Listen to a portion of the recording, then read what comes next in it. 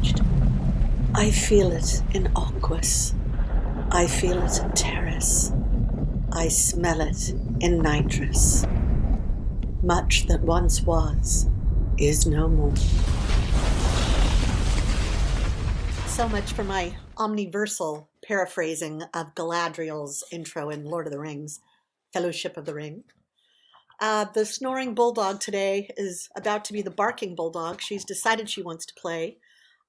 Molly, our producer, bulldog, is used to being sequestered. She is not ambulatory and is a ruffian, so expect some noises from her. The world definitely has changed since I did my first little podcast last week. Be advised, I'm trying to tug with a squishy tug toy here while doing this Omnicast. Excuse me, podcast. Omnicasts are done on the news station, the O Academy's news station. So for many of us, I've been hearing people say they don't know what day it is because they don't have that same structure that divides up the week, whether it's going to work Monday through Friday, church on Sunday, doing the chores on Saturday, whatever it is. It's disorienting for people. I work from home. I've been an entrepreneur used to working 80-hour weeks for decades. Work has never felt like work to me. It's play. So, playing 80 hours a week, it's not so bad. My business launch that was to have taken place last week, that, as I mentioned, was 10 years in the making, feels like a distant memory. And you know what? That's okay. This has been a huge and important reminder for me that I had gotten away from my own values. When I had a little corporation, the mission statement came from A Christmas Carol, the bit about how mankind should be our business. Mankind and the common welfare should be the business of us all. And I was not living up to that standard, and now I'm getting the opportunity to. I've been doing some fun little things that have made me feel like I'm contributing in some way.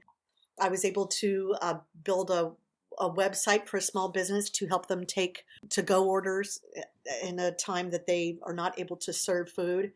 I was able to do a message board for a church for their membership so they can stay in contact since they're not able to see each other in person. Having been used to doing that every week, for years and years and years. So this way they can stay in touch. I was able to send money to a Facebook acquaintance who's a shut-in and her cat was out of food. I was able to send her money for cat food, and post and share business offerings on social media.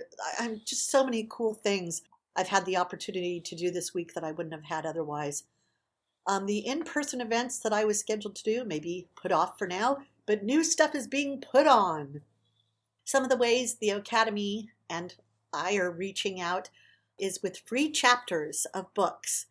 The second book in Peyton Drake's Omnitale, what's the second book called? Destiny by Design, was to have launched last Saturday. It didn't happen. There was an in-person event with so much stuff and party favors and edible goodies and, wonderful elements, tea.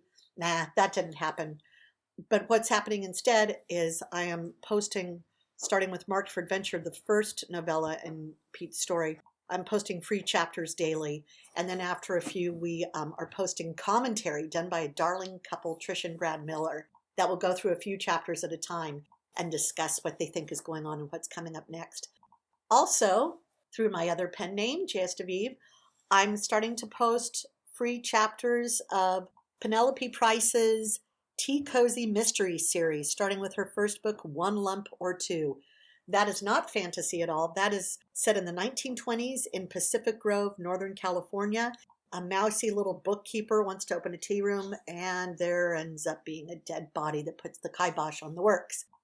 Let's see what else. La Vie Sirène magazine, the former online magazine of the Sirens, by the Sirens, for the Sirens, is revisiting old issues one at a time, sort of a stroll down memory lane, but also, just to look at a simpler time. And it's just kind of fun to look back at that.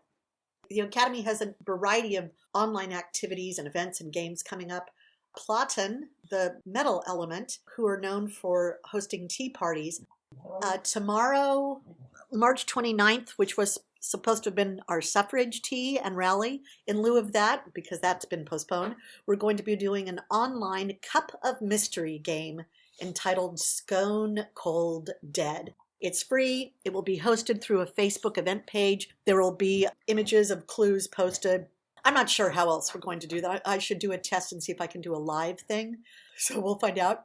Next week, there will be a free tea leaf reading with Madame Ruenska, who is a crossover between the Tea Cozy Mysteries and she is a preceptor at Omni.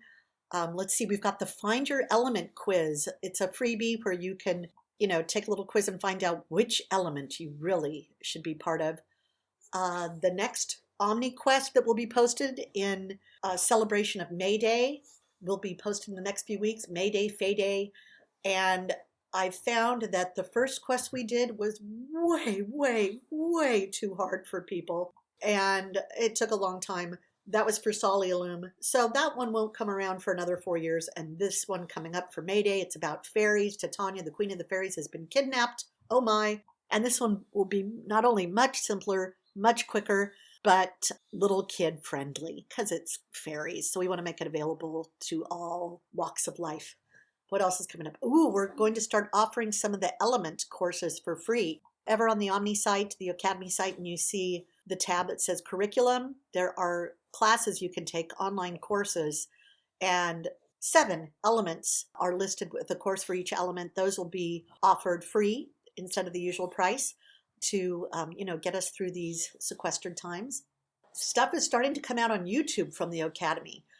Last week saw the launch of station AOAS Omnicasts, the first one featuring anchor Omnicaster Justice Nunsuch. Today's featured roving reporter Bonnie, who took on the elements. And next week will feature, ace Omnicaster Mortimer Farnsworth, who has a whole presentation on the screen in back of him. They're just pros. Also, the incredibly omniversally popular Fey soap opera Love Among the Brambles will start airing its commentary or recap shows, really. Those are called Bramble On, and then they have deleted scenes and outtakes through their secondary show called Pruned with Impunity. Thereafter, you can expect the trailer for The First Crack, the third novella in Peyton Drake's Omnitale series. Additionally, since the world is turned upside down, so will our celebrations. So starting with April 1st, we're going to observe a month of All Hallows. So it'll be Halloween for a whole month, the month, that's upside down on the calendar from October. And above and beyond that, Patreon, our arts donor levels initiative that allows you to get free chapters in audio and print and free goodies galore and perks and all sorts of stuff. That entire thing is going to be overhauled for these times when we're, separate.